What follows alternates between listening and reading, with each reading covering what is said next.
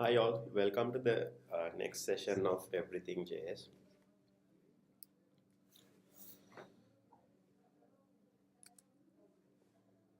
Today we will be discussing about variables and data types.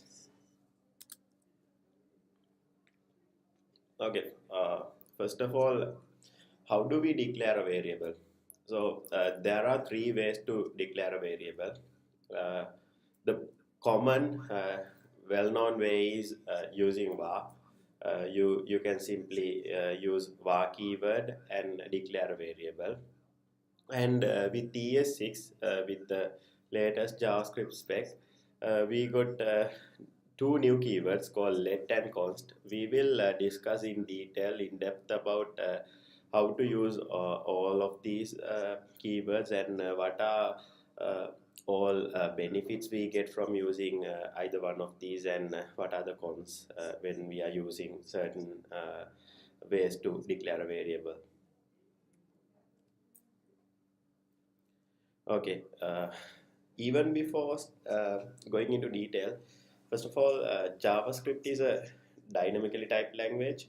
So, whenever you are declaring a variable, the data type of the variable is decided on the runtime when you assign the value. So, here in this particular example, you can see that we have assigned 42 value to the foo variable. So the in the first declaration itself, it will get the type number to this foo variable. And next up, we have assigned string, a string called bar to this foo variable. So in the second line, what's going to happen is this particular number typed variable will become a string type variable now. And again, we have overwritten it with a Boolean true value, so it will become a Boolean now. So likewise, whatever the type is decided whenever you are assigning a value to a variable. So depending on the value type, that type is inferred as the variable type. And one more thing to highlight in the previous slide itself is that we should not override the type whenever we are using variables in JavaScript, because that can cause a whole lot of issues. Say for an instance, you have declared a variable with a number and all of a sudden you are making it a string. So there can be a whole lot of side effects and weird issues which will come up later on in your applications if you do so. So as a practice, always try to stick to one type whenever you declare a variable. Don't dynamically change these types once after declaring it. So once you declare, if it is a number type variable, keep it as is. If you want a string, declare a different variable. Okay. Uh, Now, the most common way to declare a variable is using var keyword, and there are multiple ways to declare variable. Right now, uh, you can see that same variable a I have declared in line number 1 and line number 2. So what's happening underneath is, first of all, we are assigning value 1 to a variable a, and in the second line we are assigning value 2 to variable a.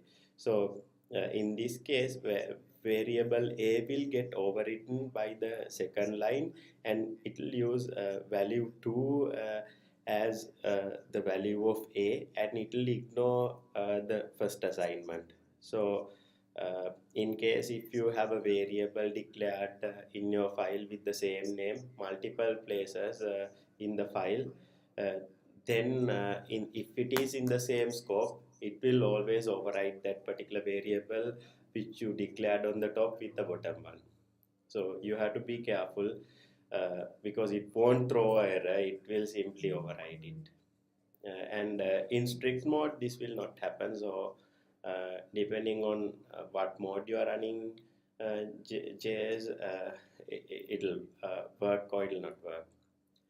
And also you can declare multiple variables in a single line declaration. So here you can see that in the second example, var keyword is used with two variable declarations at once with a comma separator. So a is assigned with value 1 and b is assigned with value 2.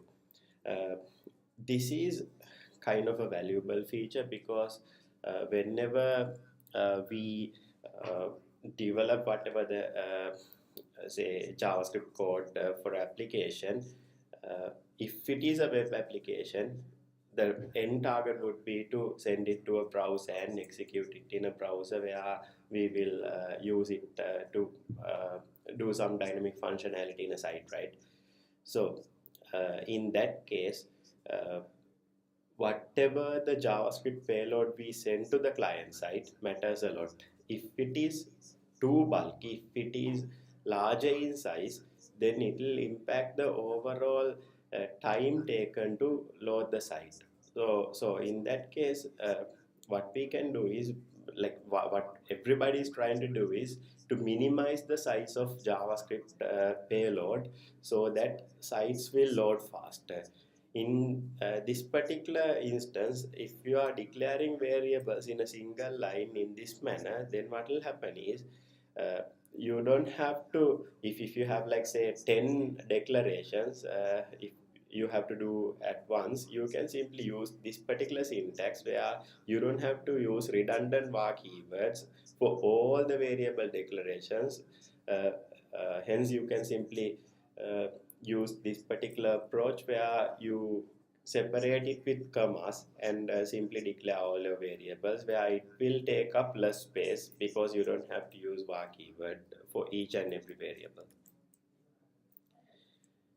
And when you declare a variable, say if you define a variable a without assigning anything, then its type will be undefined, because whenever like if you have a variable, there should be a type, right? Type assigned to that variable. So whatever the unassigned variables will become undefined by default.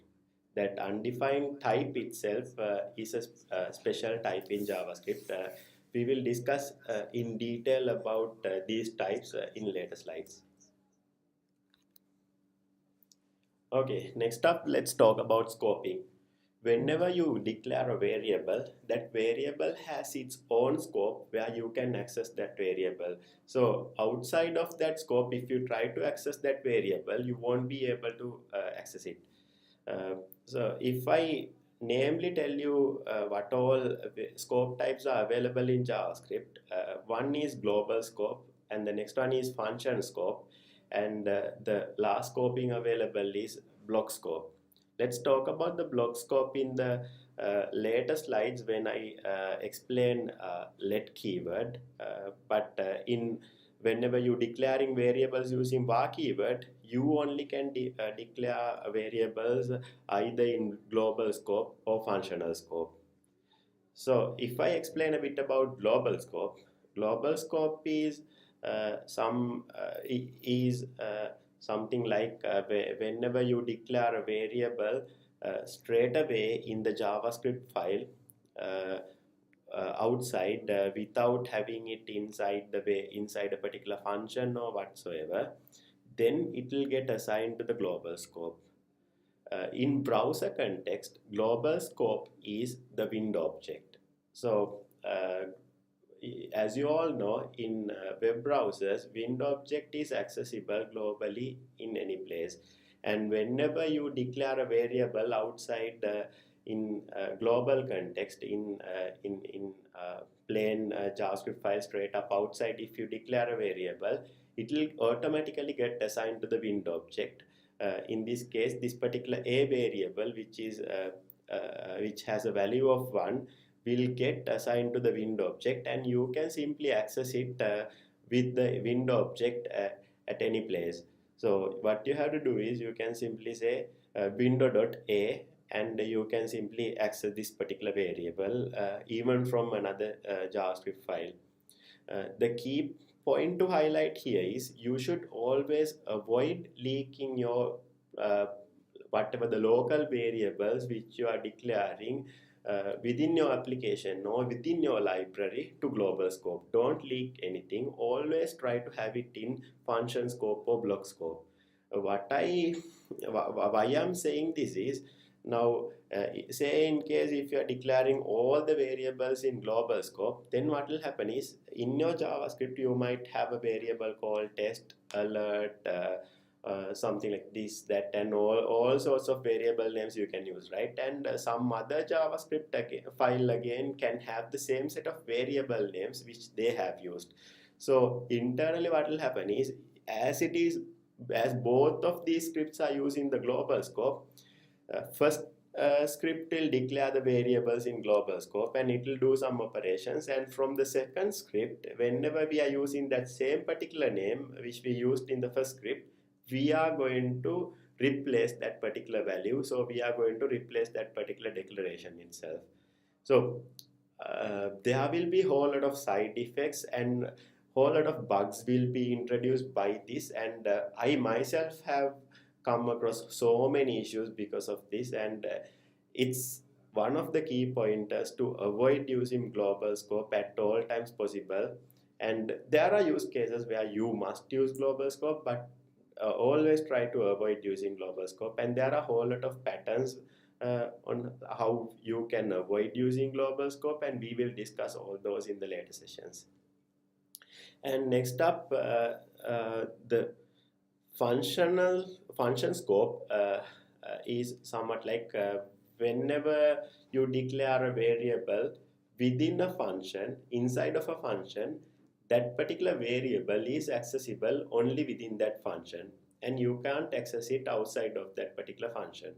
So in this particular case, there is a function called test, and we have declared a variable called a.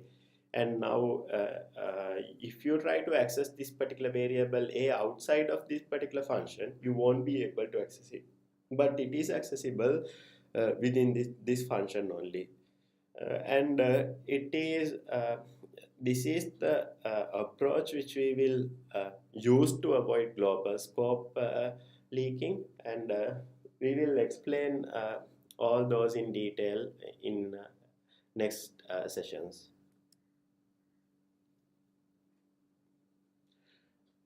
Okay,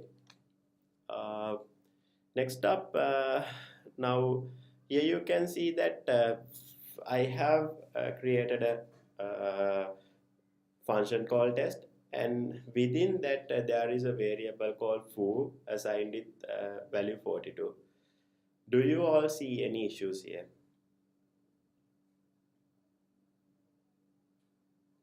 Okay, the main thing is var keyword is missing, right? So do you think it's an issue? Will the compiler throw error saying okay, var is missing? Not actually. JavaScript is kinda intelligent, and it always try to do things for you, and it'll try to add the var keyword for you or declare the variable for you if you haven't mentioned that. So like it adds all the semicolons, it will try to add the var keyword as well, or it will try to declare the variable without having without you having to mention it there. So the way it happens is a bit tricky, and you have to be really careful, and you should avoid this at all times. Now in this particular case, what happens is here you have a test function, right? In that test function, this foo variable, what compiler sees is okay, within a test function, foo variable has assignment of 42, and it is not a declaration. So where can I find it? Then it will look up in the previous scope available. If it is again wrapped inside a function, this particular test function is within another function, then it will see whether that is available in that particular function, and it will go on and on up in the tree to find the root of that particular foo variable whether it is declared in any of the function scopes. If it is not available in any of those function scopes, it will at the end it will go to the global scope, which is the window object, and in the window object it will try to see whether foo variable is available. That is in browser context. If it is not available, then what it will do is it will simply create a variable called foo in the global scope and assign the value of 42. Otherwise, if it is available, it will assign the value of 42 to this particular global scopes variable which is available. Uh, so my recommendation is never do this if you want to declare a variable. Always use var keyword whenever you want to declare a variable.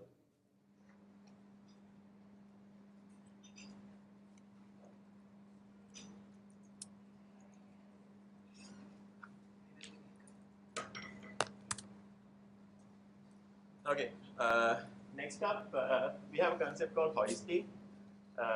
This again has a dedicated session, but I will I'll give you a basic idea of what it is.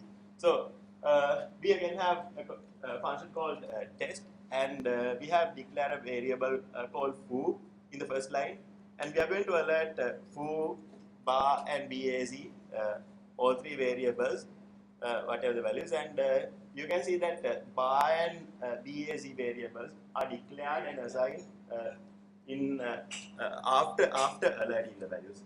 So what do you think the output of this particular function if you call it?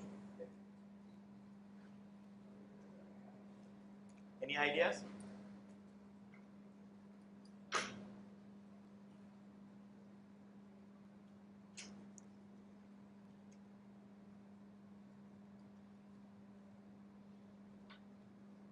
Okay, so what's going to happen is now foo has a value of 1, so it will print out 1, and the other two variables, those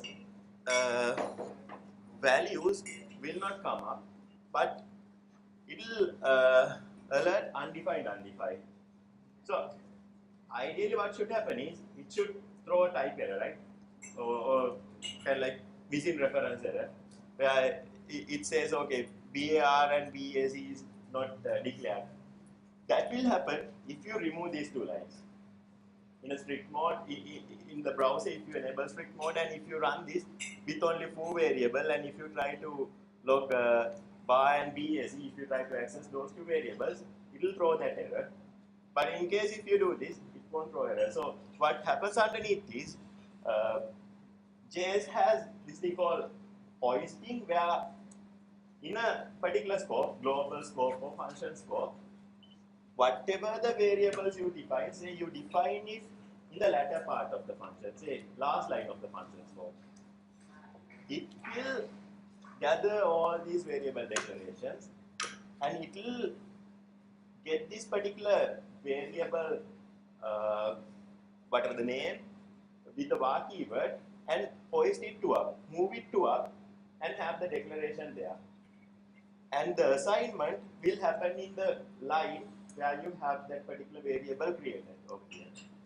So the best practice is don't do this. Don't declare variables in the latter part of the functions and wherever you have it, wherever you want to have it. Simply declare all of those on top and try to access it. Then all the confusions about why this is happening and what's going on, say some bug is introduced because of this, those kind of scenarios will go away. So better to keep that in mind. And let keyword, that is the next way of declaring variables.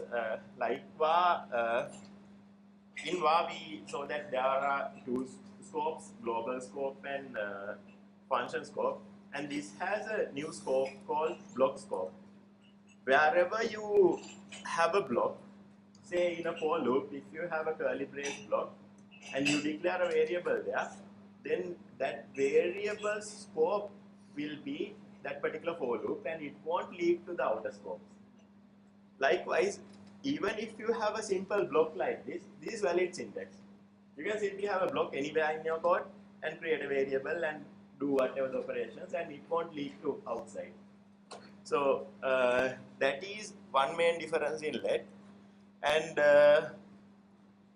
I highly recommend you all to use let keyword instead of var, because let doesn't have like whole lot of confusion what we have with var because of these scoping issues. So it's always better to use let keyword. And you can read more in MDN. I have put all the links in the slides, so you can refer it later on. And about global scope. So global scope is in browser context. It is the window object where whatever the variables you declare uh, in the global scope, say a flat file, if you create a variable and assign a value, then it will get created in that window. So that is global scope in browser context, and in Node.js, it's basically the module file. So if you have 3 modules, and in a particular module, if you have a variable created, that is only visible to that particular module, and you can access and manipulate it within that particular module. And const is again one other keyword. As the name implies, you can use it to simply create a constant, and this is again one thing which I know you all know that this is available, this is there in the language, but most of you are not using this. But I think it's best if you use it whenever you don't want to mutate a value after assigning a variable after declaring it, because it'll make sure that whatever the things you don't want to mutate afterwards will strictly stay constant. So it's applicable for any language, just keep that in mind. And let and const in global scope, if you look at the window object and try to find the variables declared in, with let or const, you won't be able to inspect and see it. You won't be able to log it and see it directly, but if you try to access it, you can access. So that is one other difference with these two keywords, how they create variables in global scope. And now let's move on to data types. These are all primitive data types which JavaScript has: number, string, Boolean, undefined, null, and symbol. And we have object. These are all the types which JavaScript offers. That's all. So whatever the thing you want to do, you have to use either of these types, and you don't have anything like, okay, we will cover the other structures and whatever the things which JS offers. So whole lot of confusion will go away. But one side question. Now, here in this list, we don't have arrays, right?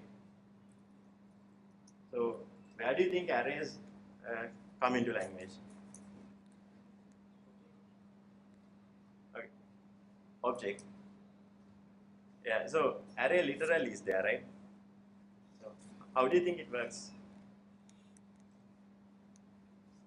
Array construct again, it's fine, yeah, because it's an object, right? So in JS language, some things are kind of tricky. Just if you want to try this out in a JS environment, just try a type of array literal. Again, it will be object. Even though that it has a particular specific syntax of defining array, then again it's object. So some say that other than these types, everything is object.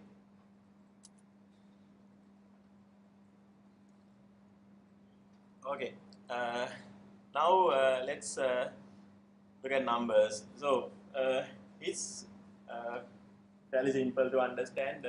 You have number type with type inference. Whenever you assign a number to a variable, it will be with number type.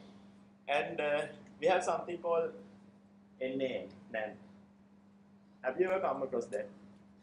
If you try to, well, when did you come across that? So, how do you get NaN?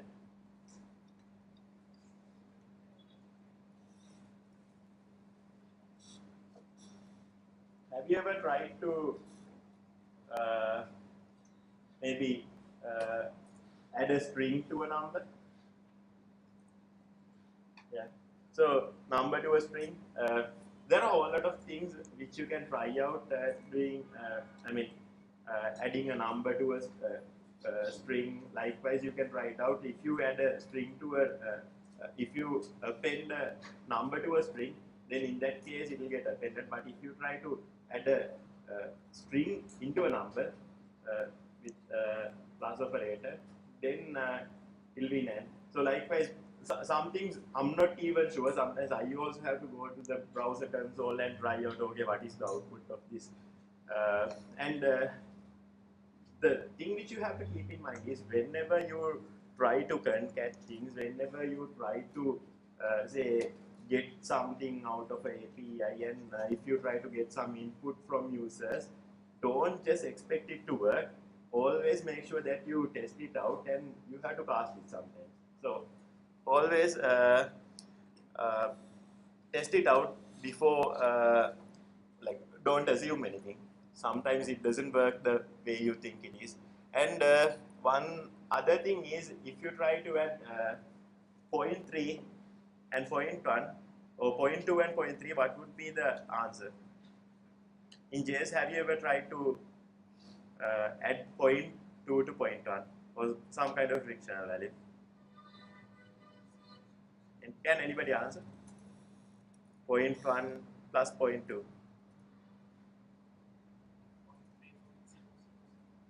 Why is that? What? IEEE convention. Okay, any other answers? So it's a bit about how computers work and how JS interprets it. I have added some links here. I'm not going to explain it throughout here, but just keep in mind, search for it, and it's interesting to know. And be careful whenever you are working with fictional numbers, point values. Okay, and next up we have string type, and you can declare a string with a string literal, double quotes, single quotes, and banding. There is a separate session for string as well, so I won't cover much about strings. And Boolean, simple. So you have true, false, and with the expression with the operator greater than or less than. If you try to do this, then you'll get a Boolean out of it. Null again is a type. So you can simply assign null to a variable, and this is a separate type in JavaScript. Null and undefined are different. If you declare if you create a variable without assigning a value, without declaring it, just declare it without assigning a value, then in that case it will be undefined. But if you assign null, it's null. And undefined type, like I explained, if you just create the variable, then it will be undefined. And this is something again which you have to be careful. Whenever you are checking whether a variable value is empty, make sure to test null, undefined, and sometimes some other things are again they are truthy, and you have to check falsy. Those things we will cover with the operators session. So there's one other session to cover all that. And object type. This is the most important type.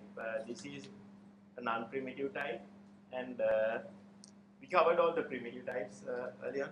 And this is a non-primitive type, and you can create a variable with just key value pairs within a curly brace, and you can have a whole lot of properties there. And again, all of these properties can have either of those primitive types or again object type. And like I mentioned, array is again a type of object. So everything is constructed with objects, apart from all those primitive types. And we have a lot of collection types as well. I don't know whether you have used these, but these are there. And map and set whole lot of browser support. And they are really nice structures. You can simplify a whole lot of logics what you have in your code bases with this. If you don't want to support, let's say I11 and 10, then go ahead with this. You can check the browser support with can I use or whatever the references which I've shared earlier on. And use these. These are really nice. And for collections also, we have one other session. And symbol type. This again is an important type. For symbol also, we have a dedicated session. Just to give you a high level idea, whenever you create a symbol, it will always return a unique value. And again, say if you want to create a custom data structure, like an array, something iterable, then you can use a symbol. Symbol can be used as a object's key. Now, every object has key value pairs, right? So for the key, you can either use a string, you can use a number, or you can use a symbol.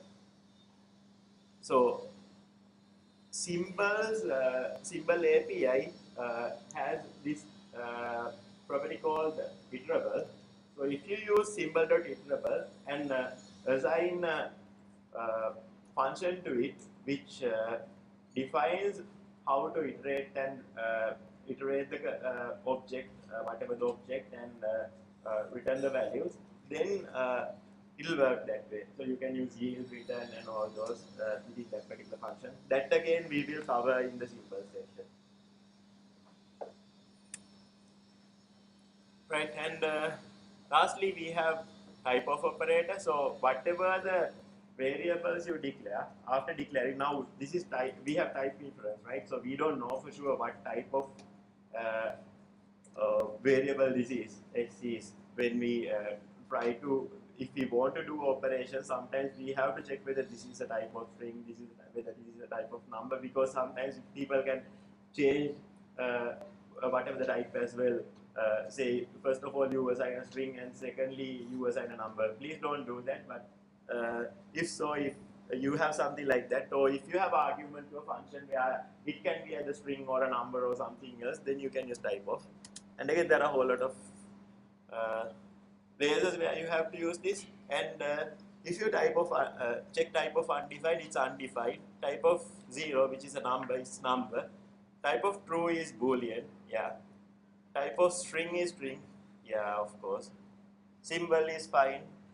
Math is object, math class is object, of course. Null is object. I don't know why they have decided that way. Alert is a function. And type of array is object. So if you want to check whether an array is an array constructor has array.isArray, so use that, don't use this. Some references. You will share all the slides soon after the session is over. And next up, our session is functions and scope. This will cover all the function basics and how scoping works with functions. And that's pretty much it. And special thanks to these guys. They helped me with creating these slides and initial preparations, for a lot of background work going on while conducting a session to bring you all to you guys. So thank you. That's it.